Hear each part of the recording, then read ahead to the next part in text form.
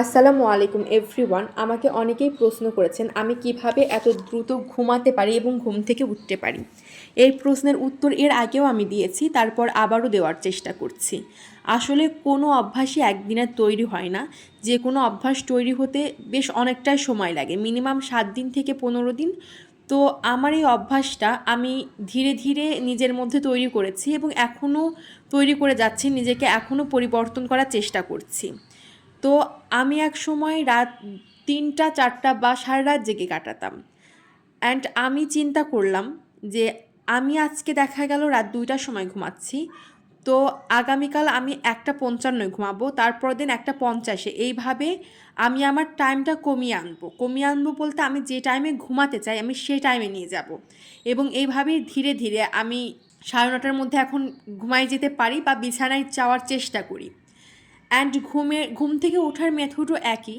আমি দেখা গেলো আজকে ৯টার সময় উঠলাম, তাহলে আগামীকাল চেষ্টা করবো ৮টা ৫৫-এ উঠতে, তারপরের দিন চেষ্টা করবো ৮টা ৫০-এ উঠতে, এবং এইভাবে আমার টার্গেটেড টাইমে, যে টাইমে আমি উঠতে চাই সেই টাইমে উঠবো।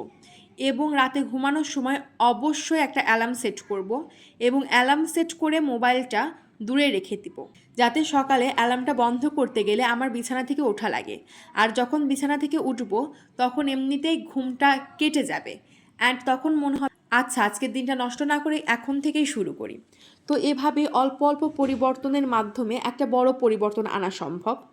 তো চেষ্টা করতে থাকুন। একদিন আসলে পরিবর্তন করতে পারবেন না, টাইম দিন এবং চেষ্টা চালিয়ে যান, এটাই হচ্ছে মেইন কথা। অ্যান্ড আমি আজকে 3:30টার সময় উঠে সেহেরি করে, নামাজ পড়ে, তাহাজ্জুদ পড়ে, ইংলিশ প্র্যাকটিস এখন আমি দূরতই করি, সকালেই করি, কারণ আমার মনে হয় সেই টাইমে আমার মাথার ঠান্ডা থাকে, আমার ব্রেন ঠান্ডা থাকে। অ্যান্ড আমি এখন নফল রোজা আছি বলে দিই, অনেকেই প্রশ্ন করতে পারেন। অ্যান্ড আমি পড়তে বসেছিলাম 6টায়, অ্যান্ড আমি 4 ঘন্টা পড়েছি এবং যেসব টার্গেট নিয়েছিলাম প্রতিটি টার্গেটই কমপ্লিট করতে পেরেছি আলহামদুলিল্লাহ। যখন টার্গেট কমপ্লিট করতে পারি আগামীকাল পড়ার জন্য আরও বেশি মোটিভেটেড হয়ে যাই। তো যাই হোক, এই তো ছিল আজ সকালের আমার স্টাডি সেশন। দেখা হবে পরবর্তী স্টাডি সেশনে ইনশাআল্লাহ। ততক্ষণ পর্যন্ত ভালো থাকবেন, সুস্থ থাকবেন, পড়াশোনা করার চেষ্টা করবেন এবং আমার জন্য দোয়া করবেন। আল্লাহ হাফেজ।